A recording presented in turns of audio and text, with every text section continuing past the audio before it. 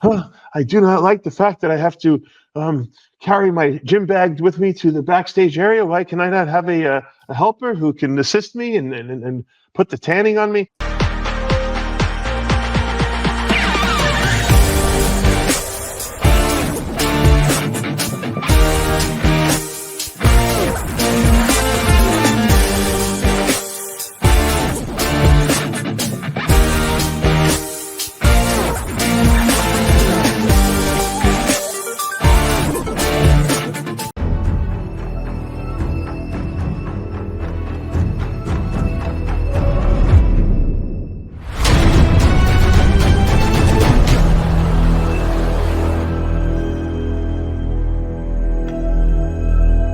I created Species Nutrition with one mission in mind: to provide bodybuilders and serious athletes with no-nonsense supplements that work. I put my name and reputation on every bottle of Species Nutrition products.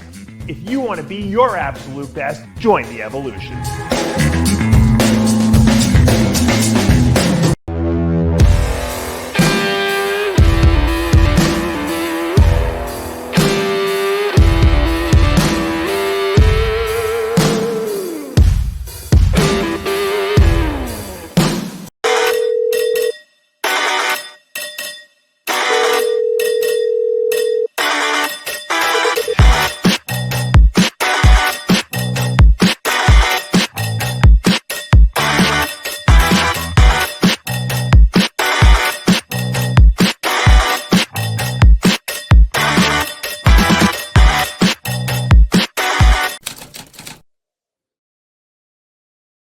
Most outspoken and controversial bodybuilder of all time, dead or alive? I think that's an easy one. The most controversial bodybuilder of all time has got to be Lee Priest. I don't think there's anyone else out there who is willing to put what they're thinking in their mind on the line in a public forum and voice their dissent and not be worried about the ramifications of what he's done. I mean, from when Wayne DeMilia was running the IFBB and Lee was like all for, if you make it to the Olympia, everyone should get paid. And he opened his mouth and opened his mouth and opened his mouth until actually every athlete was getting paid, I think, $2,000. This is back in the 90s, too. So, he made a lot of changes. He wasn't afraid to say, what was on his mind. And he wasn't afraid to do anything. Love him or hate him or, agree or disagree. I think he had to be the most outspoken. Well, I'll give you a couple of more if you want to digest. One, okay. Sean Ray. Two, Nasser. Okay. I'll qualify those two. Sean Ray was very outspoken, but everything that he was outspoken about really had to deal with himself. So if he wasn't going to bat for anyone else. He was going to bat for himself, essentially. But a lot of what he said was true. So I think that he was definitely outspoken, and he wasn't afraid of the ramifications of it. And Nasser was just a complainer, basically.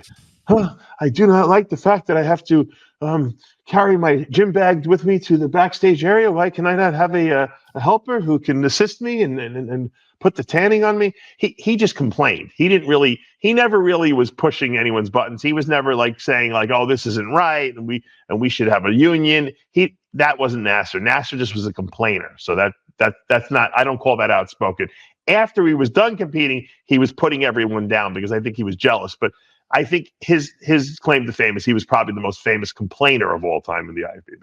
Is there anything wrong with using corn as a main carb source? Is it as good as oats, sweet potatoes, or brown rice? This sounds a little disgusting, but when you eat corn, what happens when you go to the bathroom and go poop?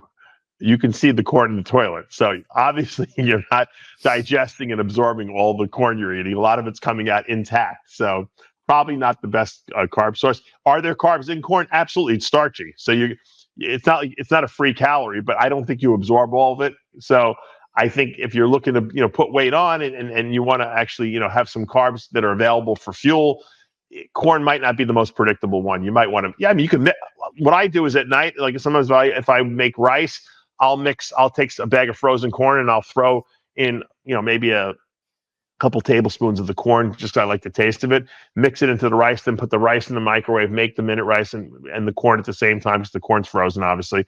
And it's delicious. I'll do that with peas too. So I'm not eating massive amounts of them, but I like to mix it in there just because it kind of changes the texture and the consistency of the rice. On cycle, what is the perfect reading for testosterone levels when getting a blood test? Well, if you're on a cycle, I'm assuming you're taking a lot of drugs. So a lot of the tests aren't even accurate over 1,500, or some of them are not even accurate. Some of them will go as high as 2,500. So some of them top off, meaning that you're not really getting what your real total testosterone level is. If you're over 1,000, that's good. Like I said, some tests may not even accurately measure over 1,000. I know guys that have gone and then have had tests that actually were accurate up to 10,000, and their tests came back at like 5,000. So, as long as your stuff you're using is real and your levels are high, I think you're okay. I've had guys come to me, I'm only 2,500. I'm on 1,000 milligrams of test a week. I said, well, it's probably that's all your test. Even the lab will even go up to 2,500 most of the time. So don't get all bent out of shape and think your stuff is real. Now, if you're on a cycle of 1,000 milligrams of testosterone a week and you get your blood work done and your testosterone is 500, there's obviously a problem. You're probably taking fake testosterone. So you can use it as a method to determine if what you're doing is real. Although I would just tell you, buy the Roy test kits to make sure your stuff is real. But for dosage purposes, you want to make sure your stuff is dosed properly. You can definitely go and get some blood work done and see what the levels are. There's no doubt about that. Used to work out legs 3 times a week, but legs didn't grow. He didn't get stronger. Started using your split. He's been training at full intensity once every 7th or 8th day. They're still not growing. The upper body, on the other hand, is growing. Why are his legs not growing? Well, I'm glad you listened to my advice, and especially for weak body parts, less is better. If you're training them 3 times a week is ridiculous because you're overtraining. Once a week, hitting them hard is the right way to go. I'm glad your upper body's growing. If your legs are not growing, I would bet, okay, if I was a betting man, which I'm not because I don't like to lose, but I would bet that you're probably just not training them right. And usually what I do with my clients, I have them send me video. It's very easy to text video nowadays, especially iPhone to iPhone or Android to Android or even WhatsApp. And I look at the technique people are using and I'll analyze it and I'll make suggestions. A lot of times with legs, guys don't open their legs up enough. They're too close together. And when you open up your stance, you're able to open your knees up, and that brings the adductors in and the glutes, and you can go down lower. So if you're not going all the way down with squats below parallel, you're not pausing, you got to make sure you're not falling into the lower position. You want to lower the weight under good control. You want to explode up.